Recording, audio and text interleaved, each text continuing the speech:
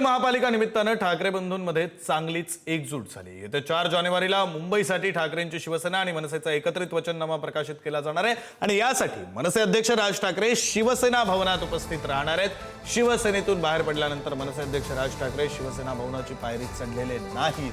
मात्र आता 20 वर्षांनंतर ठाकरे बंधू एकत्र आल्यानं राज ठाकरे शिवसेना भवनामध्ये हजेरी लावणार असल्यानं शिवसैनिक आणि मनसैनिकांमध्ये उत्साहाचं वातावरण बघायला मिळतं।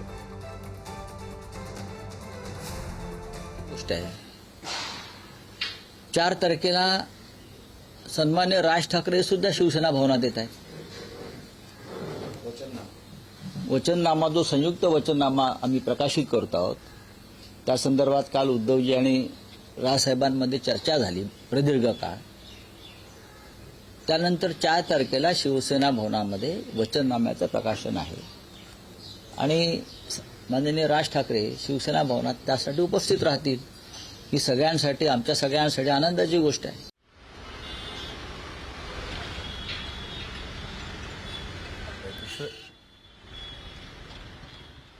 आपले प्रतिनिधी श्रेयस सावंत सध्या आपल्या सोबत आहेत, आपण त्यांच्याशी या संदर्भात बोलूया। श्रेयस, स्वाभाविक आहे शिवसैनिक मनसैनिक या सगळ्यांमध्ये आता आनंदाचं वातावरण असेल। अर्थात आनंदाचं वातावरण आहे, कारण आपण बघू शकतो विक्रांत, राज ठाकरे शिवसेना भवनाची पायरी चढणार आहेत।